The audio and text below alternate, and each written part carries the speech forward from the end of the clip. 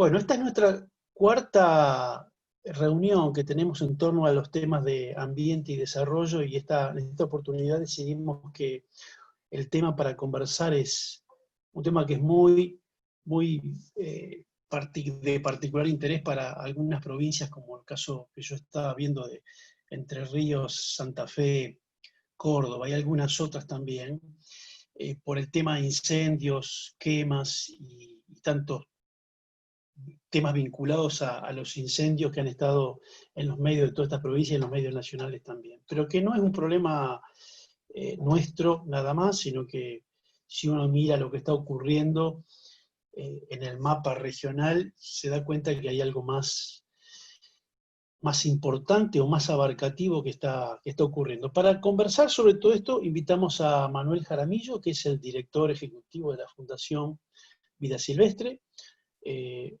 Con él vamos a tratar de ir recorriendo todo lo que implica el tema incendios. Yo digo, Fundación Vida Silvestre es la entidad ambientalista más longeva de la Argentina, quizás es la primera, allá por los 70, ¿no, Manuel? ¿En qué año arrancó? Hola, buenas tardes. Muchas gracias, Cali, por la invitación. Un gusto compartir este espacio con ustedes. Vamos a darle ese honor a la Organización Ornitológica del Plata, que hoy es Aves Tenés Argentinas. razón. 103 años, son de nuestros hermanos Sí, mayores. sí, Pero bueno, sí, la exactamente. Fundación Vida Silvestre, en el año 77, cuando empezó, ya hace 43 años, fue una de las pioneras también en dar una estructura programática y amplia de temas ambientales, más allá de lo específico de las aves, ¿no? Y bueno, obviamente ha habido un Bien. proceso de evolución en ese tiempo que nos ha llevado a la organización que somos hoy. Bueno, Manuel, yo primero quisiera mostrar unas imágenes, a ver si puedo compartir. ¿Se está viendo la pantalla? Ahí sí.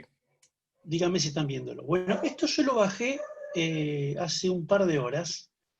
Yo no sé si lo estarán viendo con claridad, pero les comento.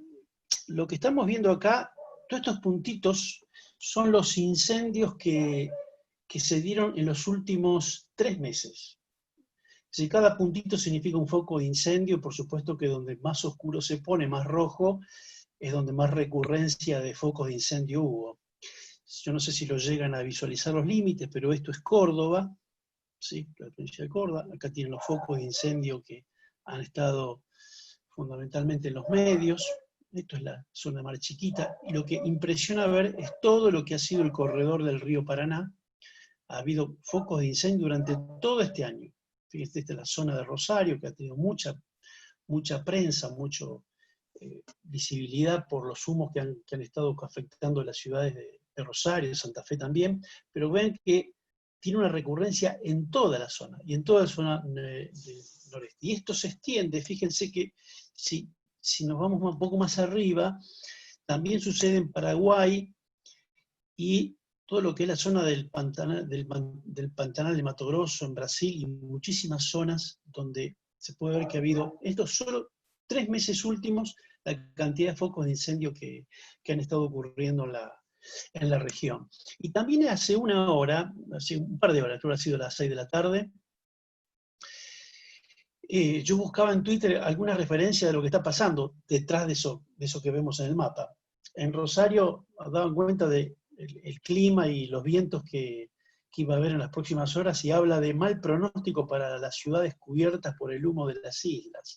Es ya un factor climático convencional el hablar del humo de las islas, ¿no? En el caso de Córdoba, esto también tiene menos de una hora atrás. Esto ocurre, lo que yo le decía, en el Pantanal, la zona sur de Brasil. Es todo un drama lo que está ocurriendo allí. Esto es una enorme zona de humedales. Y también lo que ocurre en Paraguay. Es decir, esto está en los medios y en la preocupación de muchísima gente, pero podemos ver que no es una situación que se está dando solamente frente a las islas de Rosario o en las sierras de Córdoba, sino que lo que vemos en el mapa, esto tiene una dimensión y una generalización que hay que buscarle por lo menos algunos puntos en común. Entonces, la pregunta que acá surge, y no es para pretender tener una respuesta unívoca y terminante, pero por lo menos para aproximarnos, ¿cuáles son, Manuel, las razones por las cuales vemos eso en el mapa y vemos esto en los medios en la región? Sí, bueno, es como decías vos, una pregunta que a veces hay que construir con la opinión de diferentes personas, ¿no? Pero yo te voy a dar la opinión, no, yo, para comentarle a la audiencia, soy ingeniero forestal, yo estudié en la Universidad Nacional de la Patagonia, San Juan Bosco, en Esquel. Justamente los ingenieros forestales tenemos una materia de protección forestal donde orientamos a varias cuestiones de protección, una de ellas, la principal diría yo, vinculada al control de los incendios forestales y a la prevención. Y también, bueno, dentro de la formación tenemos una introducción a la meteorología que es central para poder comprender muchas cosas de nuestra profesión, pero una de ellas, poder estar preparados para analizar las variables que pueden favorecer la aparición de un incendio y que nos pueden ayudar a controlarlo.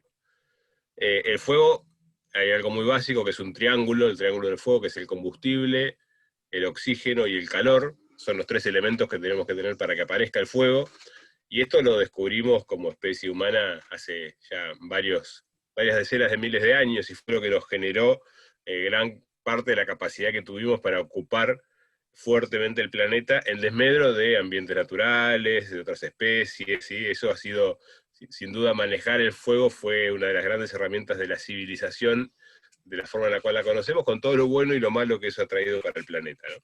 Pero bueno, yendo un poco más a lo específico, el uso del fuego forma parte de nuestras actividades productivas, forma parte aún de nuestras actividades sociales, y está muy vinculado con la vida en la naturaleza de alguna manera. Una de las cosas que tenemos que tener en cuenta es que en nuestro ambiente, excepto podría ser en la zona de la pampa húmeda, quizás en los bajos submeridionales, y bueno, cercanas a las zonas de cordillera donde tenemos actividad volcánica, los fuegos naturales son poco frecuentes, ¿sí? O sea, no hay fuentes de ignición de incendios naturales que hoy sean posibles, excepto, bueno, los rayos en tormentas secas o una erupción volcánica, por ejemplo. Entonces, si hay fuego, hay un 95% de posibilidades de que haya habido presencia humana. Y esto puede tener que ver con una actividad específica hecha a propósito, por un fin determinado, como puede ser el productivo, el social, el recreativo, o puede ser por un descuido, ¿sí? Y ese descuido es una negligencia, muchas veces en contravención de las normas vigentes, normas que, como bien sabés, Cali, muchas veces ni siquiera son conocidas por la sociedad, que esa es una asignatura pendiente, ¿no? O sea, la norma se publica en el boletín oficial, pero de ahí a que la gente la conozca y la pueda implementar, es un tema muy complejo. Y en un contexto como el que hemos estado viendo y seguramente han estado conversando, el cambio climático ya está acá, ya llegó. No es una cuestión del futuro ni algo que vamos a esperar para nuestros hijos o nietos. Este aumento de casi 1 grado centígrado en la temperatura media, que parece poquito, ¿sí? Uno dice 1 grado centígrado, bueno, pongo un poquito más fuerte el aire acondicionado y la zafo, o aumento o sea, disminuyo la temperatura de la heladera y ya está.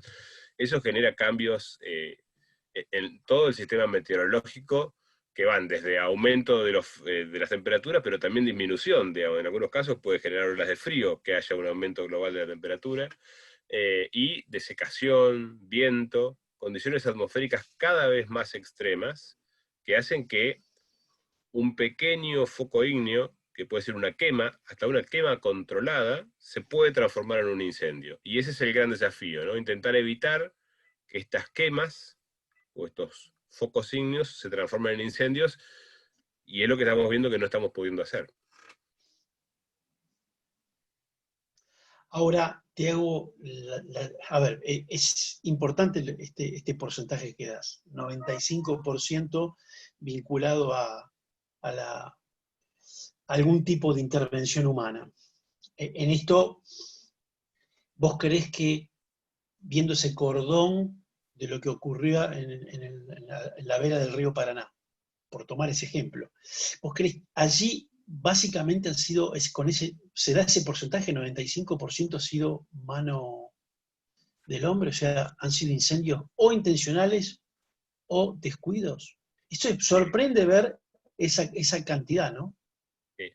En un informe que hizo hace poquito el WWF, que es la organización en la cual la Fundación Vida Silvestre de alguna forma representa a la Argentina, somos asociados al WWF a nivel global, se habla de que a nivel global el 75% de los incendios son por causas antrópicas, y eso incluyendo muchos países que tienen una actividad muy fuerte de tormentas eléctricas secas o actividad volcánica que genera estos incendios naturales, ¿no? En Argentina hemos tenido incendios emblemáticos, más que nada en la cordillera, justamente producidos por las erupciones volcánicas, las últimas que ha habido en la zona de la cordillera, que han sido catastróficos, porque inician focos ígneos en lugares de muy difícil acceso, y eso se suma a las pendientes que tenemos en las montañas, y se suma al efecto del cambio climático, que muchas veces entrega gran cantidad de materia seca y vientos, y hace incendios muy grandes. En el caso del Delta, uno ve ahí toda una franja muy clara de actividad humana presente, en condiciones de sequía que no se tenían registradas desde la década del 70, y en un proceso muy complejo, porque cuando se seca un espacio como ese, que tiene suelo vegetal, o sea, tiene mucha materia orgánica ahí en estado de descomposición anaeróbica, eso se seca y se transforma en un suelo que se puede quemar, ¿no? Y entonces el fuego es difícil de controlar porque los combatientes no pueden acceder, porque el territorio es muy, muy difícil para maquinaria, para equipos, para vehículos. Es muy difícil de apagar por completo porque puede quedar siempre el rescoldo, digamos, ese fuego que queda ahogado pero prendido, y con una nueva brisa reinicia el fuego, que eso muchas veces es lo que ha ocurrido. El mapa es un poco tramposo a veces, porque nos muestra puntos de calor, es un satélite que mide puntos de calor. Entonces, quizás el mismo incendio hoy que se apagó y se reavivó lo vuelvo a medir como un incendio nuevo, ¿no? Entonces, estoy midiendo puntos de calor, que en algunos casos pueden ser incendios, en otros quemas, pero sin duda tiene que ver con un inicio de la actividad humana, que posiblemente se logre extinguir, pero luego reactiva, ¿no? Y eso ha sido siempre el pulso de estos fuegos. Y otra cosa que no ha sumado para nada ha sido el contexto de pandemia, el aislamiento social preventivo obligatorio, la seguridad, obviamente, que prima para los combatientes de incendios forestales, que realmente hay que hacer un párrafo aparte por el trabajo que hacen y el compromiso que ponen en su trabajo. Y vos veías en el mapa que en Patagonia no teníamos focos, porque también es una Claro. cuestión de temporadas. La provincia de Córdoba, por ejemplo, empezó temporada de incendio en mayo y se extiende ahora hasta fines de septiembre, y termina la temporada de Córdoba y va a empezar, bueno, en realidad más para fines de enero, principios de febrero, va a empezar la temporada de incendios de la Patagonia, porque va a haber acumulada materia seca después del verano. Y eso es complejo, porque si bien podrías mover brigadas, ahora no las podés mover, o se complica la movilidad justamente por el COVID. Claro. Yo tengo, se van acumulando las preguntas, y seguramente quienes quieran haciendo preguntas vayan escribiéndolas, así vamos aprovechando a Manuel. Ahora, vuelvo por el tema islas y ahora vamos a ir a Córdoba. El tema islas, vos sabés que se generó una enorme polémica porque claramente el culpable, entre comillas, más fácilmente más fácil de señalar en el caso de las islas del Paraná es los ganaderos, digamos. Hay ganadería en la zona de islas y que suelen tener como práctica en determinado momento del año producir quemas controladas. Bueno. Ahora, el tema es que acá hubo incendio desde enero de este año, no pararon solamente en temporadas que hubo lluvias, pero después de las últimas lluvias ya hoy está de nuevo prendido fuego las islas enfrente de Rosario. Y como ellos dicen, digamos, los que están ahí, los puesteros que viven en las islas, dicen, nosotros no estamos quemando, no es esta la temporada en donde puede haber ese tipo de quemas, no hay esa práctica.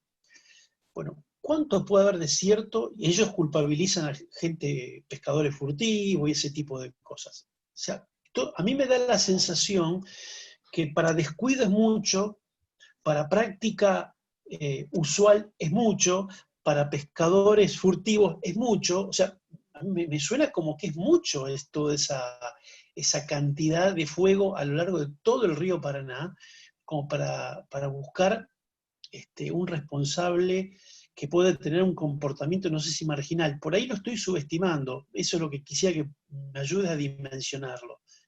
Sí, mira, Ustedes por ahí han visto en las noticias cuando hay un incendio de infraestructura que después de un tiempo van los peritos y establecen si fue un cortocircuito, si fue intencional, si fue que se cayó una olla de la cocina. Eso implica peritajes, ¿no? O sea, es imposible asignar responsabilidades sin peritajes. Y en el contexto de emergencia en la cual hemos estado, obviamente yo al menos no tengo información de que haya habido peritajes específicos que permitan determinar culpabilidades. Como bien decís vos, el fuego es parte de los sistemas productivos y tiene mucho que ver con, bueno, en algunos casos, en la pampa húmeda, en los bajos submeridionales, el fuego ha formado parte de la dinámica del paisaje, ¿sí? O sea, tengamos en cuenta, y proyectémonos unos 10.000 años atrás, o quizás no hace falta tanto, cuando había mucha herbivoría, cuando no teníamos especies exóticas introducidas, cuando la población humana era muy baja, los fuegos, a través de los rayos principalmente, generaban una renovación del ecosistema. Aunque parezca raro, el fuego muchas veces es importante para mantener la dinámica ecosistémica, y en el caso de la producción ganadera, con el fuego muchas veces se cambia el tipo de estructura vegetal que si no evoluciona a una vegetación muy dura, muy de pajonales, que no es palatable para las vacas, y que si se la deja, coloniza todo el espacio e impide que haya biodiversidad. Entonces, Ahora, esas quemas que vos estás mencionando son propias de esta temporada, a partir de la primavera. no, generalmente esto se hace antes de la primavera, o sea, terminado el Ah, invierno, para que el rebrote sea un rebrote tierno y bueno que pueda generar pasto disponible, y aparte que también para evitar que compita con la nidificación de las aves del suelo. Ten en cuenta que las aves nidifican sobre fines de la primavera, principios de verano, más que nada aquellas las que son migratorias, entonces se quema antes, ¿sí? O sea, para que haya rebrote y demás para eso. Es por eso lo que dicen los productores es cierto, no es lógico quemar en enero, no es lógico quemar cuando todavía hay heladas, porque el rebrote que se puede claro. generar lo puede matar la helada cuando se vuelve a dar. Entonces es muy probable que muchos de los incendios hayan sido descuidos, intencionales. Yo conozco más un poco, ahí veía algunas de las preguntas en el chat, mi experiencia con los incendios forestales es como ingeniero forestal. Estuve en la Brigada de Incendios Forestales de la provincia de Chubut en una temporada, pero a su vez, bueno, he trabajado mucho en la parte de formación más en ecología del fuego, ¿no? Una de las causas principales de incendios en la Patagonia es por problemas entre vecinos, ¿sí? Me peleé, me enojo con vos, te meto fuego, digamos. O sea, parece un poco rústico, pero es así, digamos, ¿no? Entonces, no sería descabellado que algunos de los focos que han iniciado puedan tener que ver con esas cosas. Y como bien decían también en el chat, hay mucha materia orgánica, hay gases de diferente tipo, el metano uno de ellos, eso favorece también que los fuegos tengan cierto carácter medio de explosivo y que se mantengan y caminen por debajo del suelo. Las condiciones, digamos, específicas del delta facilitan que los incendios parezca que estén apagados, pero no se apaguen. E Claro. insisto, en una situación compleja, en la cual no es fácil tener todos los equipos disponibles en el terreno, es muy difícil apagar el fuego. Y un tema, disculpame acá más con el tema productivo, algo que sí se incorpora, que está ocurriendo, es algo que... Vamos a ver el teléfono. Algo que hemos estado viendo, que es la necesidad de pampeanizar la Argentina, ¿sí? Parecía ser que los modelos productivos que queremos implementar en todo el país tienen que ser copia del modelo de la pampa húmeda. Y eso también nos ha llevado a que, bueno, estemos deforestando el Gran Chaco argentino para hacer agricultura de escala en lugares que son fuertemente cuestionables en su capacidad productiva, y eso hace que pronto se abandonen. Entonces tenemos una dinámica de generación de nuevas áreas de cultivo para abandonar las que no fueron productivas. En eso también se utiliza el fuego, ¿sí? Y en las islas del Delta, si bien insisto, no soy un especialista, está ocurriendo un proceso parecido, donde estamos cambiando la dinámica de ganadería tradicional, típica que han hecho los isleños, por una ganadería que demanda más al ecosistema de lo que el sistema puede producir, puede entregar. Y eso estamos haciendo como especie humana alrededor del planeta, ¿sí? Y de alguna forma eso se ve en el índice el día del sobregiro en la Tierra, cuando nos encontramos con que nos consumimos más de 1,6 planetas más de lo que 1,6 planetas pueden producir por año, ¿no? Entonces, eso está generando un poco la lógica. Estamos pidiéndole más a la naturaleza de lo que la naturaleza nos puede dar, y esto de alguna forma trae como consecuencias este tipo de complicaciones. Mira, te hago un comentario por algo que dijiste, que es entre las polémicas que generó los incendios en las islas del Paraná, y fundamentalmente en esta tiroteo que se genera entre ganaderos y quienes critican a la presencia de los ganaderos en las islas, los que viven allí empezaron a decir, bueno, esto también es político, está pasando algo parecido a lo que ocurre con la rotura de Silo Bolsa y cosas por el estilo. Es decir, lo cual también da un condimento más. Pero nuevamente lo que te decía antes, cuando uno mira la fotografía, que esas que yo mostraba al principio, y mira el cuadro general, te das cuenta que más allá de las picardías de algunos, más allá del descuido de algunos, hay un fenómeno que está siendo muy propicio para que un fuego, tenga el origen que tenga, sea muy difícil apagarlo y sea muy fácil de propagarse. Sí, eso está ocurriendo, ¿no? Vos decías, hay una sequía que no tiene parangón desde la década del 70, creo que dijiste eso. Sí, sí, bueno, justamente esto que obviamente los eventos extremos climáticos son parte de la dinámica global tradicional. Lo que ocurre que ahora con el cambio climático estamos encontrando que son más frecuentes y más intensos. El informe que les puse el link ahí al inicio del chat, de un informe que hizo WWF que está en español sobre los fuegos en diferentes lugares, analiza los últimos incendios muy grandes, habla de la existencia de superincendios. Y este concepto de superincendios, por ejemplo, dimensionemos lo que pasó en Australia o lo que pasó en Amazonas, y habla de incendios que en lugar de quemar a 500 grados centígrados, como es normal, queman a 1000 grados centígrados. Y eso genera cambios muy fuertes en la posibilidad de recuperación. Hay mucha vegetación, hay ecosistemas completos, no solo acostumbrados a los fuegos, sino que necesitan los fuegos para rejuvenecer y para mantenerse. En Australia, por ejemplo, se veían las imágenes al poco tiempo de que se habían extinto los incendios, rebrotando los árboles, apareciendo flores, ¿sí? Y esto tiene que ver con que son especies preparadas específicamente para eso, y que justamente rebrotan después de los incendios, fructifican o semillan después de los incendios, pero eso cambia cuando le cambiamos la intensidad, la frecuencia y sobre todo la amplitud.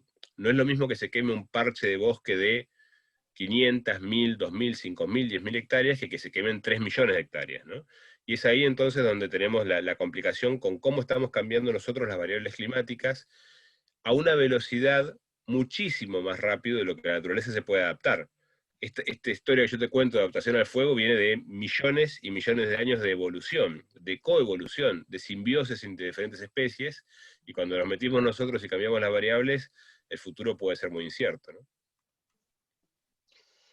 Antes de avanzar, seguir avanzando en el tema clima, que parece ser como el gran villano de esta película, ¿no? Y que promete hacer de las suyas mucho más intensamente en el futuro. ¿Córdoba tiene algún matiz, yo diría particular, respecto a lo que estábamos hablando de los incendios en el caso de las Islas del Paraná? ¿Qué elementos hay allí particulares? ¿Cuáles son los conflictos locales que puedan estar generando los focos de Ahí incendio? tenés una condición un poco como te decía, de la temporada de incendios que va de marzo a septiembre por un clima mediterráneo, seco por naturaleza, digamos, ¿no? Y que en eventos extremos mayor. Obviamente una ocupación territorial bastante amplia, donde hay mucha presencia urbana, aún de pequeños núcleos poblados. Y ahí entra un concepto interesante que son los incendios de interfase.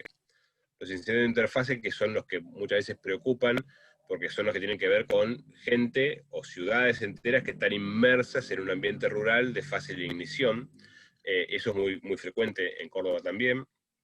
Y obviamente, bueno, las pendientes y los vientos hacen que los fuegos tomen una velocidad muy alta, más en una vegetación liviana.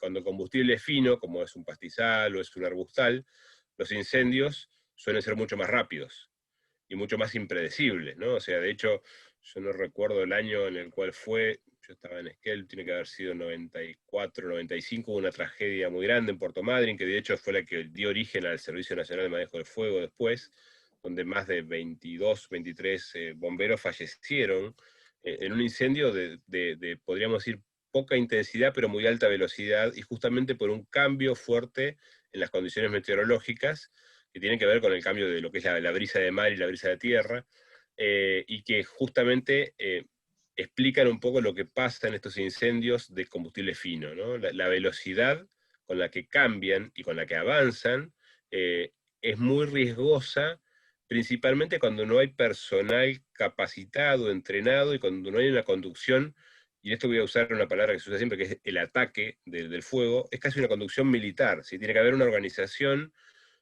preparada y que responda rápidamente con tácticas y con técnicas para asegurar, sobre todo, la seguridad de las personas, obviamente la infraestructura y obviamente también el ambiente, ¿no? Y de hecho, bueno, hemos escuchado en Córdoba, lamentablemente, han fallecido personas que han estado vinculadas al control de incendios, algunos de ellos voluntarios, y bueno, a veces pasa eso, ¿no? Cómo eh, poder aportar nuestro mayor esfuerzo por colaborar con una solución sin generar riesgo a las personas, que es algo que hay que evitar a toda costa, ¿no?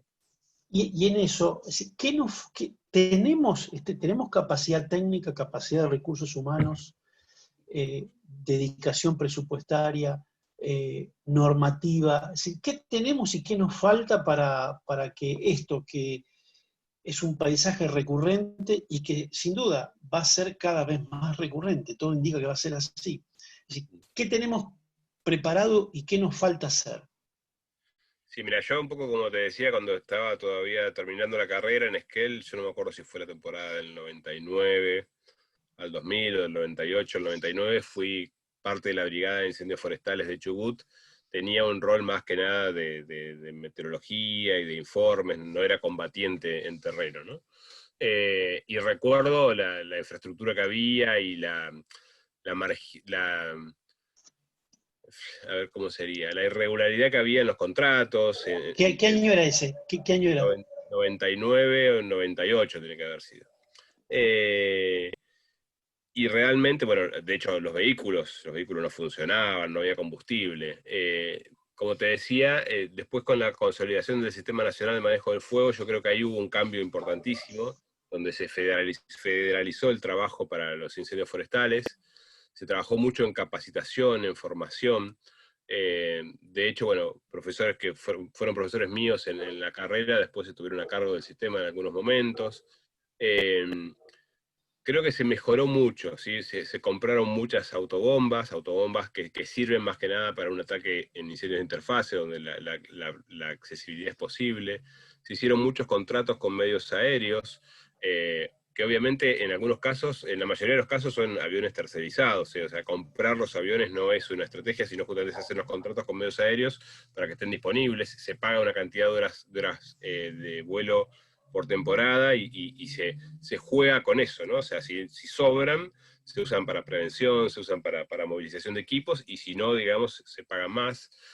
Obviamente siempre hace falta más, y esto tiene mucho que ver con las condiciones que vamos generando, donde hay cada vez más demanda, porque los incendios son más frecuentes, son más intensos, y también hay más requerimiento social de atención a los incendios. Algo que muchas veces hablamos con los colegas que conozco que trabajan en estos temas es los medios aéreos, la importancia y la utilidad de los medios aéreos. Son centrales para el ataque temprano, para acceder a lugares inaccesibles cuando se dan incendios muchas veces naturales, en lugares donde es muy difícil llegar con un equipo terrestre, y también para los fuegos de interfase, donde justamente con los medios aéreos podemos controlar la seguridad de la infraestructura de las personas. Pero lo que es central es tener prevención, y ahí sí hemos venido fallando bastante. Y te diría, bueno, un poco también que esto tiene que ver con una cuestión política, ¿no? O sea, desde el punto de vista político o del que la persona que está a cargo, es mucho más claro apagar un incendio que prevenirlo, ¿sí? O sea, con todos los problemas que suelen tener que abordar los políticos, el prevenir el incendio, hacer algo para que nada ocurra, no pareciera ser muy políticamente redituable, ¿no? Y eso yo creo que también tiene mucho que ver con la falta de conciencia de la sociedad y con la necesidad de instalar esto es necesario. Entonces, hay un estudio internacional que dice que por cada $8 que se invierten en prevención, uno puede ahorrar $100 en extinción, sin todo lo que implica el combate contra el incendio forestal. Y eso es solo en plata. Imaginémonos lo que ahorramos en daño ecológico, en daño ambiental, en erosión de los suelos después, en un montón de cuestiones que tienen que ver con el impacto del fuego. Y un tema también interesante es ¿qué podemos hacer para prevenir los incendios? En primer lugar, bueno, campañas, concientización, difusión, que haya mucho más mensajes radiales, televisivos, mucho más gráfica, mucho más alerta. En segundo lugar, detección temprana, ¿sí? En algunos lugares hay torres de control, hoy también con la información que hay ya y con la tecnología se pueden usar diferentes formas para detectar rápidamente un incendio y hacer un despacho rápido de una brigada de ataque temprano, eso es muy fuerte. Y lo otro, cortar el combustible, ¿sí? O sea, si no hay combustible, como le decía, hay un triángulo de fuego, no hay fuego. De los tres integrantes del fuego, quizás el combustible sea el más fácil de manejar. Entonces tenemos que trabajar en algunos casos con quemas prescriptas, ¿sí? Prender fuego de manera controlada en el momento apropiado, por personal capacitado en lugares específicos, para delimitar áreas, y entonces que si alguna vez se prende un incendio, el incendio ya no tenga cómo seguir quemando y sea más fácil de controlar, se circunscriba más rápido. Son los elementos centrales de la prevención, y es donde hay que invertir justamente más, con más equipos, con más recursos, con más apoyo de la sociedad, también creo yo, es un tema que por ahí no está del todo bien visto, pero hay que trabajarlo fuertemente, y es ahí donde realmente el Estado hoy, desde hace tiempo, tiene deudas pendientes y hay que irlas cubriendo. Sí. A ver, yo te hago una pregunta y Gonzalo anda buscando ahí un par de preguntas de las que tenemos ya pendientes. A ver, hay un mito, o no sé cuánto hay de mito y cuánto de realidad. En algún momento era una realidad, pero ¿cuánto hay de esta especulación, o mejor dicho, de los incendios especulativos? ¿Qué hay en la Argentina de cierto en cuanto a que algunos incendios podrían haber sido provocados para de esa manera generarme un espacio posible para desarrollar una actividad que yo pretendo en el futuro poder establecer, ya sea un cultivo, un hotel, lo que sea? Digamos, pues, esas cosas estuvieron desde siempre en alguno de los potenciales conflictos por los cuales se generaban algunos incendios. ¿Eso sigue siendo así? ¿Sigue habiendo alguna variable que tiene que ver con esto? ¿O esto ya quedó en el pasado?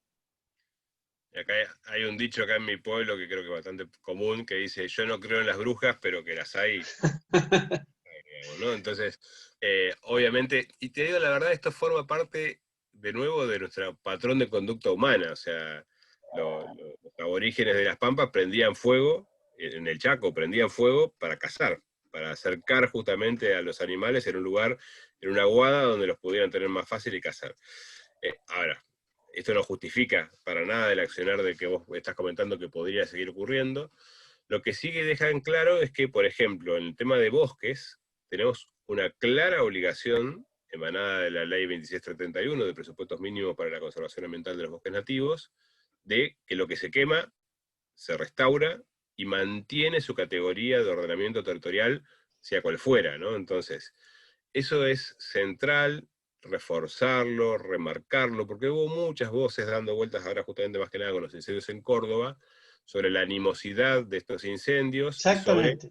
la reasignación. Eso no es posible, no, la ley de presupuestos mínimos no lo permite, entonces no debería siquiera analizarse. Y es ahí donde la autoridad de aplicación provincial y la autoridad de aplicación nacional tienen la obligación de velar porque eso ocurra, porque se Mira, restaure. te voy a mostrar algo para reforzar lo tuyo, que es justamente el artículo de la ley. Espérate, un segundo, ¿eh? Estoy compartiendo pantalla, ¿no? Sí, Cali, Sí, perdón, discúlpenme, ahí porque no. eso fue acá.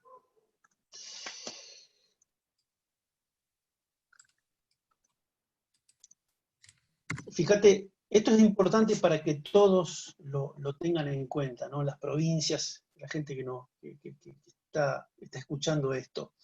En la ley, el Sistema Federal de Manejo del Fuego, la ley esta 26815, se introdujo una modificación en la que taxativamente pasa esto que dice Manuel.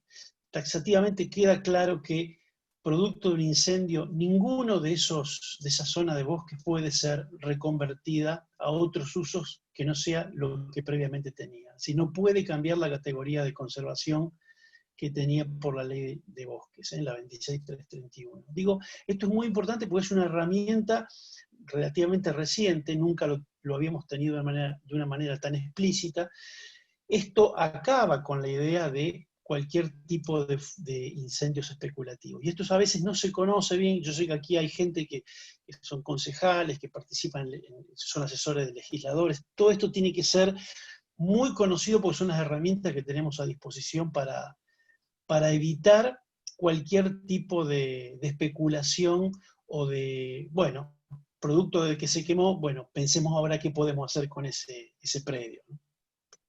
Sí, y ahí, Cali, bueno, un poco también radica la importancia de pensar en una ley de presupuestos mínimos para la protección de los humedales o de los pastizales, o mejor aún, pensar en una ley de ordenamiento ambiental del territorio que dé un marco más general a todos los ambientes naturales, porque son temas que deberían abordarse no solo sobre los bosques, sino sobre muchos ambientes que hoy están sometidos al cambio de uso del suelo, y que en algunos casos podría ser posible modificar el uso del suelo. En el caso de la ley de bosques, sin ir más lejos, tenemos una categoría que es la verde, que habilita luego de una presentación de un estudio de impacto ambiental, de factibilidad económica y ambiental, hacer una conversión, un cambio de uso del suelo, pero que tiene que ser ordenado, organizado, sí que tiene que tener una lógica que asegure que va a contribuir a la capacidad productiva a largo plazo, ¿no? Que lamentablemente es lo que no estamos viendo. Un reciente informe que hizo la Dirección Nacional de Bosques alerta que hemos perdido en los últimos 10 años, se han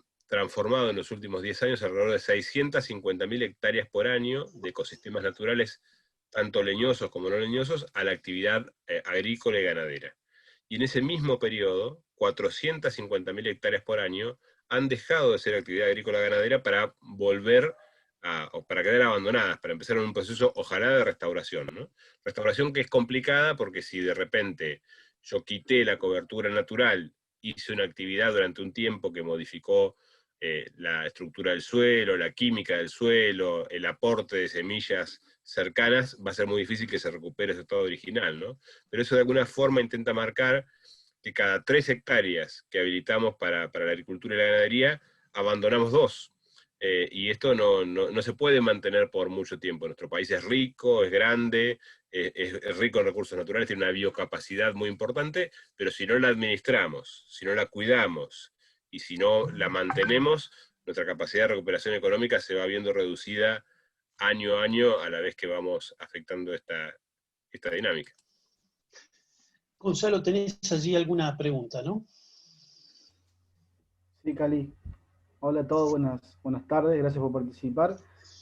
Manuel, tomo acá lo que explicaste recién de la prevención, de la forma de prevención, y acá Mimi hacía una pregunta sobre qué tipo de concientización se puede hacer, y sumo yo, si conoces alguna campaña de concienciación en alguna ciudad, una provincia, que se pueda replicar, que sea una buena idea para eso, lo que decimos, para la prevención.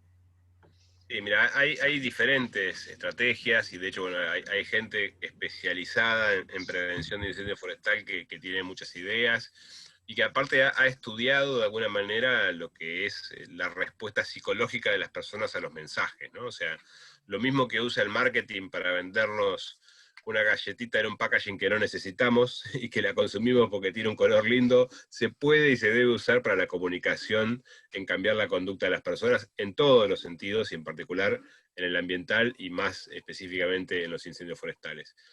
Hay muchas cosas que podemos apuntar a, por ejemplo, la responsabilidad ética de no afectar a la naturaleza, a las especies animales. Siempre, muchas veces se vincula el fuego con alguna especie animal que puede ser afectada y eso tendería generalmente a cambiar la actitud de las personas al fuego.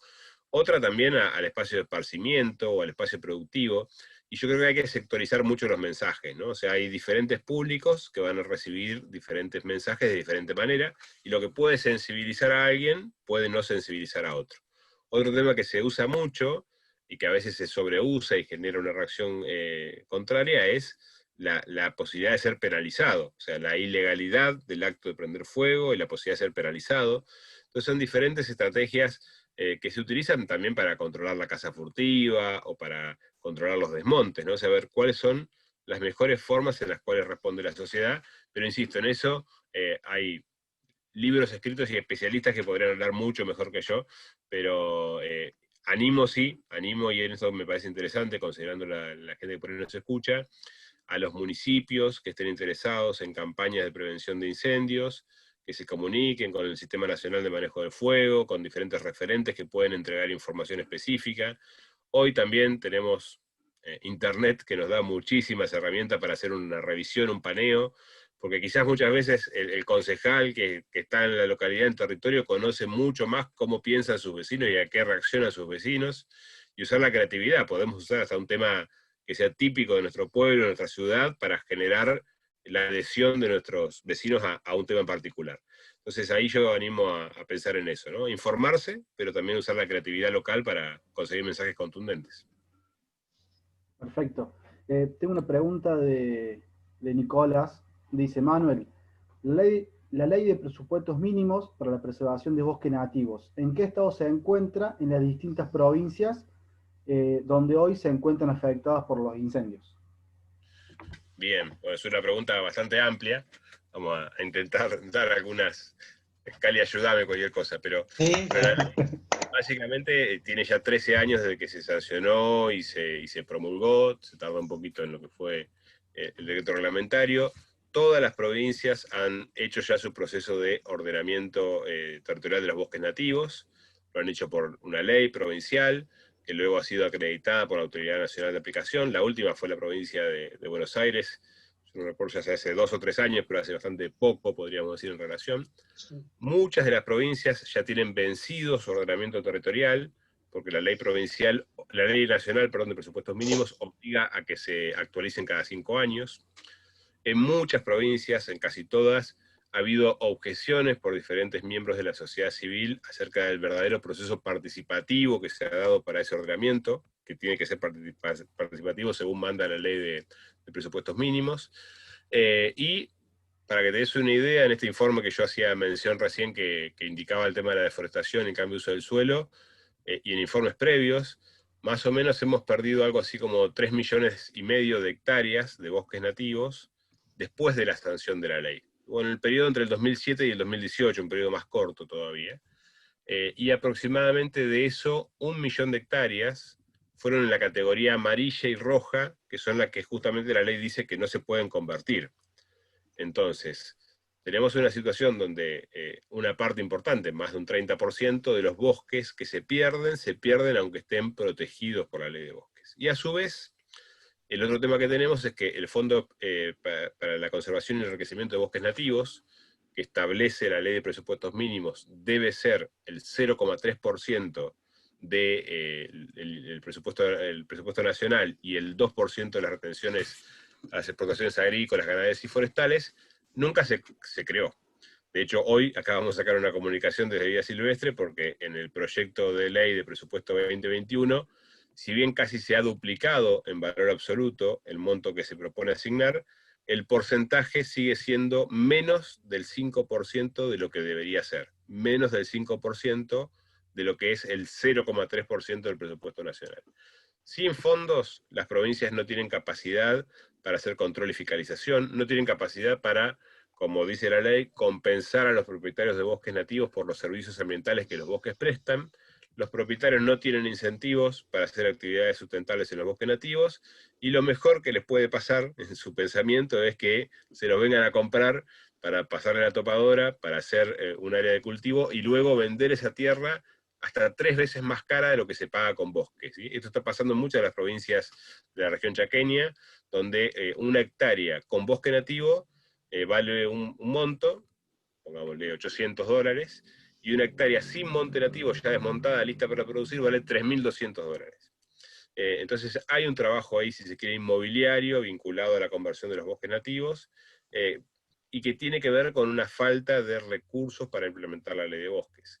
Es un resumen bastante pequeño de una situación bastante compleja, ¿no? Sí. Pero bueno, por ahí van las cosas, ¿no? O sea, tenemos una muy buena ley, que obviamente tendrá cosas para mejorar, pero lo que tiene que ser primero es implementada, ¿no? Necesita mucha revisión en el estado de implementación y mucho más voluntad política. Acá hay una situación muy clara, ¿no? O sea, no ha habido voluntad política para la implementación plena de la ley de bosques y no se está dimensionando el impacto negativo que tiene la pérdida de bosques en nuestro país. Las inundaciones en gran medida tienen que ver con la falta de bosques nativos. Hemos cambiado la dinámica hídrica de nuestro país y hemos cambiado la altura de las napas freáticas porque hemos sacado bosques y hemos puesto sistemas productivos mucho menos demandantes de agua y mucho menos eficientes, y eso hace que las napas estén mucho más altas y rápidamente tengamos inundaciones. Por ejemplo, uno de los casos que tiene que ver con la falta de bosques. Comentario que, solo para complementar lo que bien decís, Manuel. Creo que en el tema fondos se da una situación muy, muy hipócrita, que es que cuando viene el presupuesto, como vos lo describís, que viene siempre con una, pero ínfima, yo diría simbólica, porción de lo que debiera ser, es decir, no está para nada a la altura de lo que establece la ley. Un presupuesto que viene al Congreso, que llega al Congreso, es un presupuesto que ya el Ejecutivo Nacional, en sus grandes líneas, ya lo discutió con los gobernadores, en el mejor sentido. Es decir, a través del Ministerio del Interior y a través de los gobernadores, a través de los ministros de Hacienda de cada provincia, allí se trazan las grandes líneas, que pasan por las obras de infraestructura, lo que va para los distintos tipos de rubros. Ese es el presupuesto que se envía al Congreso de la Nación. En el Congreso de la Nación lo que se hace es la sintonía fina de ese presupuesto. Entonces, cuando llega el presupuesto tan vacío en el rubro de la ley de bosques, sepamos que ya ahí hubo una complacencia por parte de todas las provincias de no reclamar por ese fondo. O sea, ninguna provincia va al Ejecutivo Nacional a decirle, mira, yo quiero tener tanta plata para la ley de bosques. Así con el énfasis con que a veces el gobernador va para pedir el dinero para tal ruta, o para tal obra, o para tal cuestión. Nunca está en la agenda de prioridades de la provincia ese pedido. Entonces, ¿por qué digo hipócrita? Porque después en el Congreso, los diputados de esa provincia, los diputados oficialistas de esos gobernadores, sacan una nota, un artículo o una carta reclamando que lamentamos que sean tan bajos los presupuestos, el presupuesto para la ley de bosque y Todos los años el ritual es exactamente el mismo. Viene un presupuesto, bajísimo presupuesto para bosques, el reclamo ya usual de todos estos legisladores, pero en definitiva ninguna provincia reclama seriamente tener esos fondos. Y esto es un círculo muy difícil, muy complejo, que no lo vamos a resolver, o sea, no lo resuelve la letra de la ley. Sí, la ley, yo diría, no es que sea maravillosa, es una ley que está bastante bien, y uno no pasa por allí las deficiencias. Como recién se decía, hay una falta de vocación política que no es únicamente de el que está a cargo de la Secretaría de Ambiente. Digo, pues en este caso, como en el otro, como en tantos otros. No, pasa fundamentalmente porque las provincias, que tienen que ser las que reciban esos fondos, porque a través de esos fondos van a poder dar la debida protección, no los reclaman. Porque en realidad prefieren, esto último que contaba Manuel, prefieren el negocio contante y sonante del desmonte y la conversión de suelos para uso productivo. Es decir, hay ahí una gran hipocresía que nos involucra a todos. Digo, provincias y nación. No sé si hago demasiado lío, pero lo que quiero decir es, no es responsabilidad de un funcionario o la maldad del ministro de Economía que no quiso ponerte en la línea que dice la ley del bosque, te puso 0. No, el ministro de Economía pone 0 allí porque nadie se lo pidió. mide, es más dramático, quiero decir. O sea que ahí hay un tema no menor, bueno, en números generales, más o menos tenemos unas 35 millones de hectáreas, que es la sumatoria de los bosques pintados de amarillo en las provincias. Lo amarillo es bosques productivos, ¿sí? Bosques que tienen producción. La idea es justamente que en esa zonificación no se pueda pasar la topadora y hacer un cambio sobre el suelo, pero sí se los pueda usar de manera sustentable para obtener productos forestales madereros y no madereros. Y hace nada, creo que fue la semana pasada, el viernes de la semana pasada, di una charlita para los menos de 10 alumnos que hay en primer año de la carrera de Ingeniería Forestal en Esquel, donde yo estudié, y me pedían justamente que les explicara por qué estaba bueno estudiar Ingeniería Forestal, o bueno, los motivara un poco, ¿no? Yo les decía, bueno, tenemos 35 millones de hectáreas condenadas al manejo forestal sustentable. Tenemos que tener una masa crítica profesional que sepa y que brinde realmente soluciones verdaderas para que esas zonas produzcan recursos para promover el desarrollo principalmente de las poblaciones locales, pero también para los propietarios de ese monte que hoy es una tierra privada en la mayoría de los casos, ¿no? Es un desafío enorme porque justamente la balanza compara eso con deforestarlos y poner soja, digamos, ¿no? O sea, entonces, ¿cómo lograr poner en valor todos esos servicios ambientales que producen esos bosques, pero también todos esos productos y servicios que pueden brindar, en un contexto en el cual compiten también con la madera y con los productos forestales madereros ilegales? Porque este es otro tema no menor, digamos, ¿no? O sea, acá hay una convivencia en la cual, si yo quiero hacer un manejo forestal sustentable, tengo que pelearme en el mercado con la madera que salió ilegal porque no hubo capacidad de control, porque una provincia no recibió el monto necesario de la ley de bosques para hacer control y fiscalización. Y en algunos casos, y de nuevo insisto con esta comparación de las brujas, que a veces uno no cree, pero las hay, en algunos casos eso es a propósito, ¿sí? Porque hay mucho negocio, pequeño negocio, casi te diría que es indignante porque uno sabe que beneficia a muy pocas personas y por muy pocos recursos, que favorece la ilegalidad del sistema productivo forestal porque genera beneficios para algunas personas referentes en algunos lugares. Entonces, mantiene un sistema en la oscuridad porque blanquearlo sería mucho más equitativo para muchas personas y quitaría beneficios a algunos. Y ahí hay un tema central, ¿no? O sea, la falta de voluntad política y la falta de respuesta que el sector forestal, y me hago cargo por eso, ha dado para brindar alternativas de real desarrollo basadas en el manejo del bosque nativo, que es todo un desafío. Alguien preguntaba los montes del norte. Claro, los bosques nativos involucran todo los montes del Chaco, digamos, cómo se denomina ese ecosistema. Sí, sí, Bosque chaqueño. el Gran Chaco, o sea, el Gran Chaco argentino es parte del Gran Chaco americano. Tengamos idea, este es un dato interesante. El 40% de la superficie de Argentina corresponde a la región del Parque Chaqueño, ¿no? Que es parte del Gran Chaco americano. No, Argentina no es Pampa, Argentina es Chaco, digamos, ¿no? Ese sería un poco el porcentaje mayor. Y el 60% del Gran Chaco americano está representado en nuestro país. 11 provincias tienen ecorregión chaqueña, de ellas 4 son las que más tienen, y el 90% de la deforestación está ocurriendo en el Gran Chaco argentino, con foco en esas 4 provincias, y principalmente tiene que ver con un avance de la frontera agrícola y ganadera. Hay mucha ganadería que ha sido desplazada de la región tradicional, que era la región pampeana, por el aumento de la agricultura, y eso también genera una situación compleja, porque no solo se desmonta, sino muchas veces se abre un poco el monte y se mandan las vacas adentro del monte, y si eso no se hace bien, puede terminar con la existencia del monte. Se puede hacer bien, se puede hacer con sistemas que hoy se llaman de manejo de bosque con ganadería integrada, que son pilotos, que hay de lo más variopintos, y hay cosas que son impresentables y hay cosas que son excelentes, y ahí hay que trabajar justamente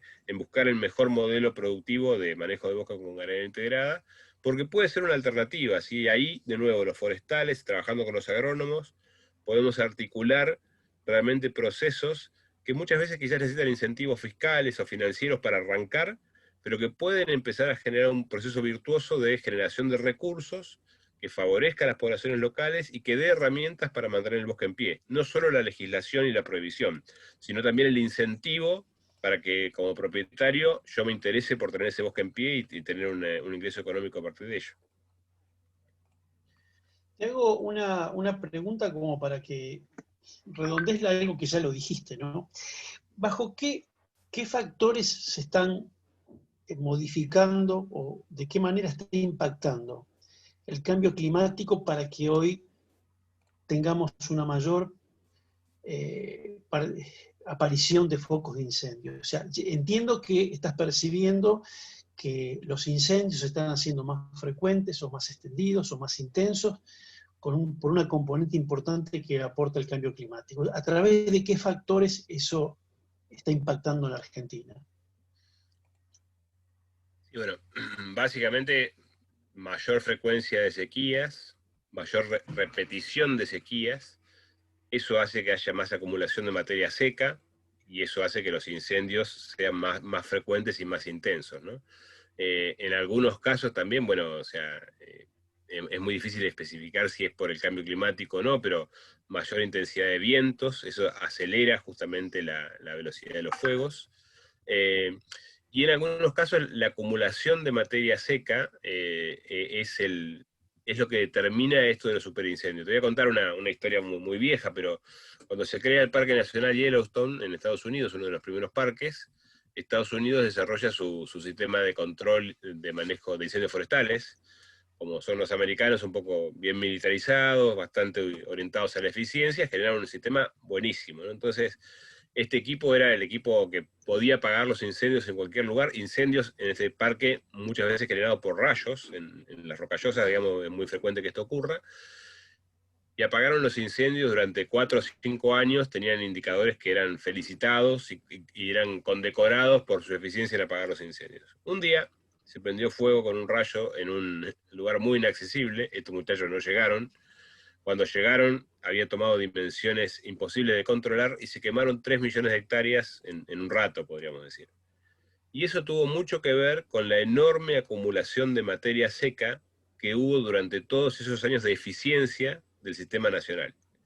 Haber apagado incendios que realmente no había que apagar, porque eran incendios naturales y que iban a contribuir a la dinámica justamente de disminuir la carga de combustible, había jugado un rol totalmente contrario.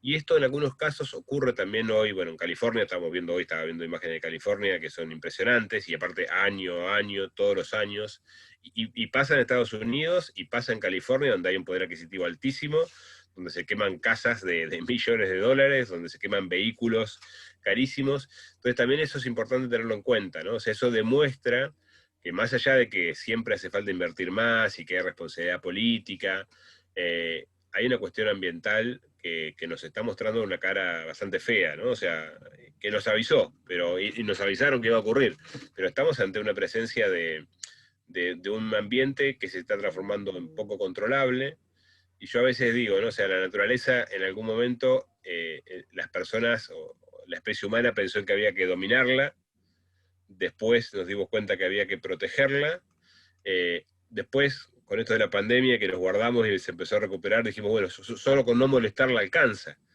Pero ahora, y con esto de los incendios y los temporales y demás, y no quiero ser fatalista con esto, pero quizás nos vamos a tener que empezar a proteger nosotros de cómo la naturaleza nos devuelve el guante a las agresiones que le hicimos. Y ahí viene todo lo que, bueno, vos conocés muy bien, Cali, que es lo de la adaptación al cambio climático, y cómo nos preparamos para un mundo que ya es distinto y que va a ser cada vez más distinto y que demanda nuevos diseños de política y de ciudadanía. Sí, sí. Sí, vamos a tener en algún momento una charla específica sobre el tema cambio climático para despejar muchas dudas. Todavía hay dudas, todavía hay interrogantes de si esto ocurre, sí o no, qué debemos hacer. Creo que me parece importante que haya toda una dirigencia política que sea cada vez más consciente de que esto está ocurriendo y que esto además impacta en recursos que se pierden, recursos económicos, vidas humanas, y que esto tiene una tendencia creciente lejos de de menguar, ¿no? Gonzalo, vamos a hacer una serie, se acumularon muchas, así Sí, se puede, Manuel, despachar con todas juntas, a ver. dale. Cali acá y Manuel acá, Horacio pregunta, ¿qué pasó con la venta del bono de carbono? ¿Vamos con esa? Dale. Dale. Mira, en realidad, yo siempre digo, yo trabajé 11 años en la provincia de Misiones, entre el 2004 y el 2015. Y bueno, cuando empecé en el 2004, se empezaba a hablar de esto de los bonos verdes, los bonos de carbono, y cuando me fui en el 2015, yo creo que cualquier colono rural en Misiones le decías bonos de carbono y ya te los podía explicar, digamos. Ya sabía en qué consistían, pero hasta ahora no había visto un peso, ¿no? Y esperaban que se bajara alguien como yo en algún momento de la camioneta a la cual solía andar, con la mochilita a la cual solía llevar la computadora, con un montón de dólares para dejarle por el carbono que había almacenado. Eso no ocurrió ni va a ocurrir. Lamentablemente ha habido mucho, de alguna manera, de vender algunos espejitos de colores y un poco de humo con el carbono. Hoy sí lo que tenemos fuerte es, bueno, dentro de la Convención de Cambio Climático, está el proceso de reducción de emisiones por deforestación evitada. Argentina hizo un muy buen trabajo en los últimos 4 años de tener su estrategia de readiness lista, o sea, para poder acceder a ese mercado hay que tener una serie de documentación, de fuentes de verificación, de programas armados para dar solución y sobre todo de medir cuánto se redujo. No recuerdo exactamente los números ahora, pero básicamente con la reducción de la deforestación que se generó desde la sanción de la ley de bosques, que esto no es menor y hay que decirlo, pasamos de un año 2007 con 700.000 hectáreas de bosques perdidos solo en ese año, obviamente previo a la ley, y un poco podríamos decir que se deforestó a cuenta de lo que no se iba a poder deforestar, Especulativamente, claro. a superficies de 180, 140, 160, depende del año, con lo cual se redujo casi por 7 o por 6 la deforestación, ¿no? Y eso el Estado Nacional lo puede demostrar, puede indicar que por la política pública, más allá de que hubo muchas condiciones que tuvieron que ver con el mercado y con muchas cuestiones más que ayudaron, se redujo la deforestación y hoy Argentina está presentando un proyecto al Fondo Verde del Clima para acceder a lo que se llama pago por resultados, que es justamente ponerle un valor a la tonelada de carbono que no se emitió al haber conservado los bosques, al haber evitado que se deforesten, y obviamente eso lleva a un mecanismo de gobernanza jurisdiccional, en la cual tendrá que definirse cuál es el mecanismo en el cual se retribuye a las provincias, que son las dueñas de los recursos naturales, y cómo las provincias luego utilizan para la implementación de políticas de compensación. Ahora, de ahí a que eso llegue al productor directamente en una cuenta, en un pago, hay un paso bastante grande. Yo creo que van a ser proyectos principalmente de promoción de política forestal, de política de manejo sustentable, proyectos que complementen los fondos de la ley de bosques. Como bien decíamos, nunca han sido más en total, desde que se creó la ley de bosques no se le ha asignado más del 10% de lo que debía ser.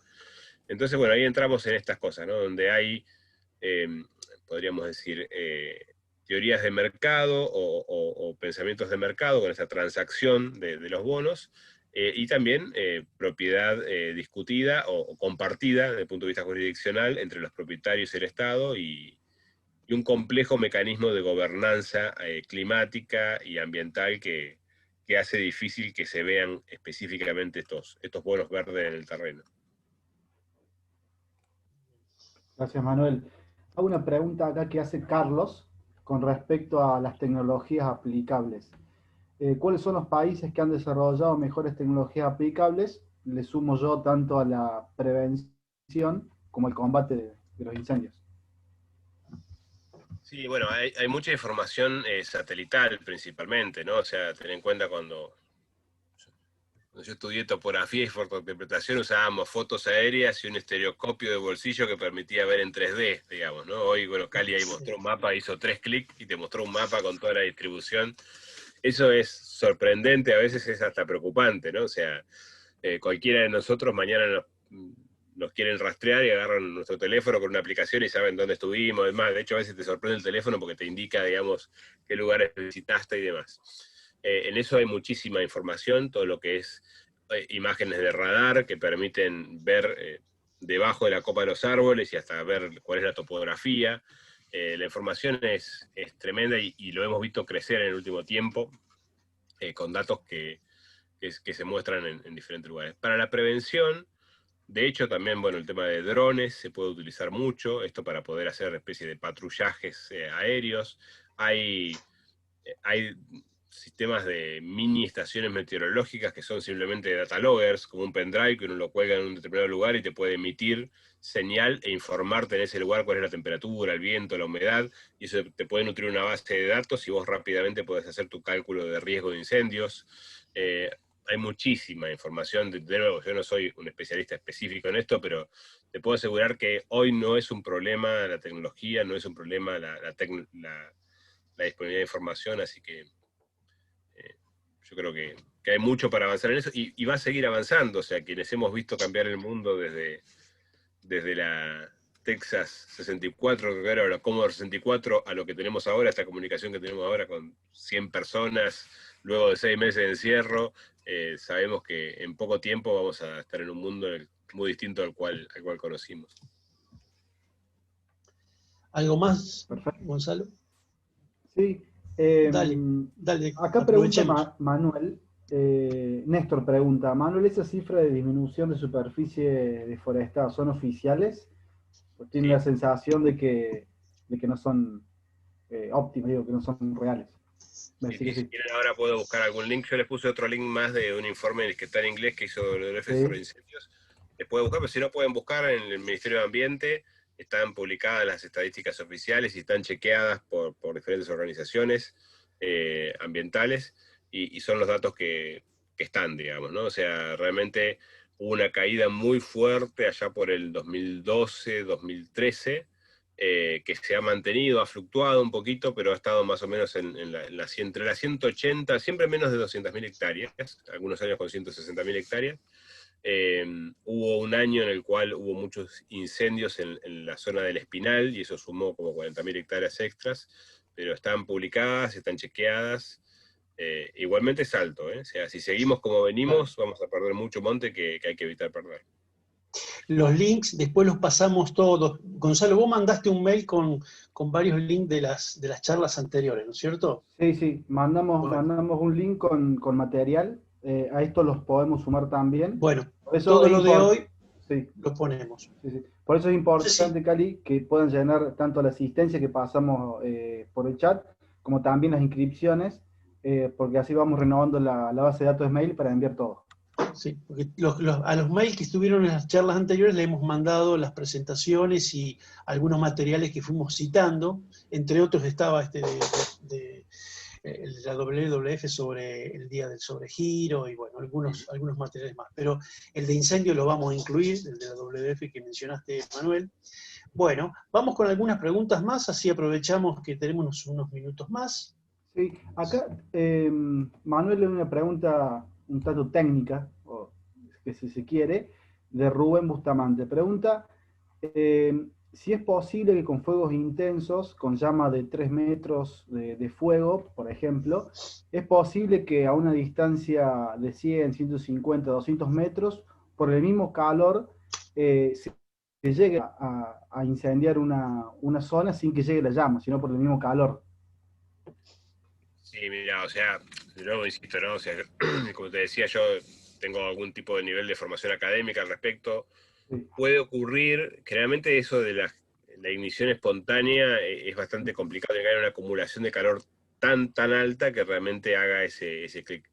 Lo que muchas veces ocurre y que no se percibe es que con el viento y con la corriente convectiva que genera el fuego cuando avanza, vuelan chispas. Entonces por ahí no se vio de Rauna, pero lo que generó la ignición es la chispa, se necesita ese efecto para que se prenda el fuego. Y en algunos casos, bueno, escuchaba ahora que se llama un tornado de fuego en Córdoba, sí. Se generan situaciones complicadas. Yo he tenido la posibilidad de ver algunos videos que me han compartido algunos colegas que trabajan en estos temas, en los cuales, por ejemplo, yo les decía que tenemos oxígeno, combustible y calor. En un momento hay tanto fuego, hay tanto calor, que falta el oxígeno. Y pareciera ser que el fuego se apagó, que se sofocó. Se ahoga. Pero de repente, ¿qué pasa? Un cambio de brisa, un cambio de lo que fuera, hace que llegue una dosis de oxígeno. y eso genera una explosión directamente, ¿sí? Esto pasa en los incendios estructurales también. Por ejemplo, y esto se los digo como sugerencia, si alguna vez tienen una situación de incendio y ustedes ven que adentro de la casa está como lleno de humo, como muy denso, lo peor que pueden hacer es abrir la ventana. Porque al abrir la ventana entra la dosis de oxígeno necesaria para que ese calor y ese combustible se transformen en fuego explosivo. Eso pasa también en los incendios forestales, muchas veces cuando la topografía genera lugares donde por el encajonamiento y demás hay falta de oxígeno, y el ingreso de oxígeno, dado por el viento principalmente, genera una explosión, ¿no? Y bueno, eso puede ser lo que ocurre ahí. Insisto, también puede ser que con tanta acumulación de calor haya una ignición espontánea, pero no es lo más frecuente. Manuel, con respecto a lo que le dijiste recién de ignición espontánea, Roberto preguntaba cuáles son las principales diferencias con otros tipos de origen de incendios y si son posibles en el territorio, digamos, porque él decía que estuvo en Sydney y bueno, la gente allá le explicaba que era algo muy, muy corriente, muy común en ese país. Sí, En bueno, Australia. pero insisto, o sea, si lo explicaron puede ser, yo creo que hay condiciones en Australia, hay lugares en los cuales las temperaturas alcanzan rangos altísimos, ¿no? O sea, estamos hablando de 50 grados, que es común, digamos, o sea, dado justamente por una cuestión de exposición al sol y de falta de vientos, ¿no? Entonces, puede ocurrir que eso esté, no es lo más frecuente, no es lo más común, pero la ignición espontánea dada por una acumulación de calor de este tipo podría ocurrir existiendo muchísima materia seca, ¿no? Por ahí, o sea, yo a veces suelo ver algunos de estos programas de supervivencia que hay y veo el trabajo que genera producir fuego frotando los palitos la piedra que se utiliza para eso. No es fácil, no es fácil, hay que tener una dosis importante de calor y sobre todo de combustible. Tiene que haber la combinación exacta entre calor, combustible y oxígeno para que esto ocurra. Perfecto. Cali, estarían más o Bueno, menos todas bien, respondidas. bárbaro, bárbaro. Yo creo que repetiré esto de que a todos los que ya han ingresado y se han inscrito, tenemos los mails, los que no, déjenos los mails, así le enviamos todo este material, que van a ser básicamente los links a donde pueden acceder a lo que ha estado mencionando Manuel. Yo creo que, a ver, tiene que quedar claro que este tipo de eventos llegaron para quedarse y lamentablemente para tener altísimas probabilidades de que aumenten, ¿no? Entonces, yo recuerdo cuando iba a empezar la gestión del gobierno de Cambiemos en el 2015, estaban todavía por empezar el gobierno, y una de las preguntas, me acuerdo que me hacían acerca de, bueno, ¿cuáles son las primeras medidas que hay que tomar en el área ambiental, por ejemplo? Hay que empezar a contratar los aviones para los próximos incendios. Es decir, no puede haber imprevisión, va a haber una temporada de incendios a la cual hay que estar preparados. Sí, eso ya tiene que estar en el manual de gestión anual, digamos, con presupuestos y con dotación de gente, lo que hablamos antes, ¿no? Los recursos disponibles para una situación que en Argentina tiene su momento candente en la zona sur, su momento candente en La Pampa, su momento candente en la Mesopotamia, en Córdoba, ¿sí? Son distintas zonas geográficas que van teniendo su momento crítico. Y uno de los elementos que aparece en todos estos estudios que se estuvieron haciendo últimamente por la cantidad de incendios que hubo a nivel global, para ver de qué manera el cambio climático está incidiendo sobre ellos, una de las razones, además de la mayor intensidad en las olas de calor, menores niveles de humedad, es que las temporadas que naturalmente son temporadas de incendios, en algunos casos se han prolongado. Si antes teníamos 3 meses en los cuales había posibilidad naturalmente de incendios, hoy eso es una temporada que dura 4 o 5 meses o 6 meses, entonces claramente los incendios son mucho más. Digo, esto llegó para quedarse y por lo tanto la política, el Estado, las provincias, los municipios que están en zonas complicadas, tienen que tener esto como una política, yo diría, estándar, normal. O sea, hay que tener una política de prevención y de cuidado y de respuesta a los incendios. No es que va a venir un año malo entre tantos años buenos. Van a ser años cada vez más complejos. Yo creo que eso no es un mensaje dramático, creo que es bastante realista. No sé cómo lo ves vos, Manuel. Sí, realmente, Cali, bueno, como un poco decíamos también, es mucho más eficiente invertir en prevenir los incendios que en sofocarlos. Obviamente va a haber incendios que va a haber que sofocarlos. Y sobre todo, yo insisto, yo te puedo asegurar, porque los conozco a muchos personalmente, tenemos en el país una gran cantidad de profesionales y de personas entrenadas como combatientes y como dirigentes, podríamos decir, de combatientes en incendios forestales. Tenemos una infraestructura muy ya lograda, que hay que lograr mejorarla y darle los recursos y el reconocimiento que tienen. Muchas veces también es un tema no menor que se da con los bomberos voluntarios. El Estado y la ciudadanía no entrega a estas personas el reconocimiento que se merecen por el trabajo que hacen para todos nosotros y para la naturaleza. Y es ahí algo que hay que trabajar. Hay hombres y mujeres dedicados desde sistemas de pronóstico o de prevención hasta despachantes de medios aéreos o combatientes que van al campo con el Pulaski y la hacha, que son las herramientas, podríamos decir, principales para el combate del incendio, que están ahí poniéndole el cuerpo y el esfuerzo, ¿no? Yo creo que en eso tenemos también una asignatura pendiente y ojalá lograr que cada vez más jóvenes estén interesados por esas actividades y que lo tomen también como parte de su profesionalización y como su actividad laboral, ¿no? O sea, como bien decías, lamentablemente esto va a ser necesario, va a seguir siendo necesario, y tenemos que apoyarnos en lo que ya se ha construido para seguir dándole más capacidad y más llegada territorial. Bueno, Manuel, a nombre de la Escuela de Dirigentes te tenemos que dar muchísimas gracias por tu tiempo, por tus conocimientos. Lo bueno, como te decía, es que hoy hubo muchísima gente de todos puntos del país. Seguramente cada uno habrá traducido a su realidad local mucho de lo que estuviste contándonos. Y les vuelvo a repetir, van a recibir todos el material que se ha ido mencionando.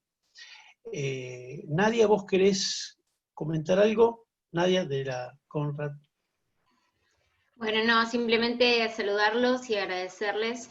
Manuel, realmente es un gusto. Este espacio para nosotros es muy importante. Desde la Fundación Adenauer acompañamos a la Escuela Dirigente en dos grandes propuestas, que es la agenda social de los lunes y la agenda medioambiental de los martes. Realmente es importantísimo para nosotros y, bueno, este es un tema crucial, ¿no? Que lo estamos viendo en las noticias todo el tiempo. Estamos todos un poco empapados de esto, los que estamos cerca de esta realidad y los que estamos lejos. Así que, bueno, tener información fidedigna, información de personas que se preocupan, que se preparan para esto, me parece algo vital para todos los que nos interesa nuestro país, ¿no? Los que nos interesa el medio ambiente y la vida, así como lo estamos viviendo. Así que, bueno, esperamos también de todos que esto después se replique, ¿no? Esta información que tenemos, que no quede solamente en una opinión, sino que podamos realmente como dirigentes tomar esto y poder hacer algo mejor para nuestro país con esto. Así que simplemente agradecerles y nos veremos la próxima. Bueno, Un placer. hasta luego a todos.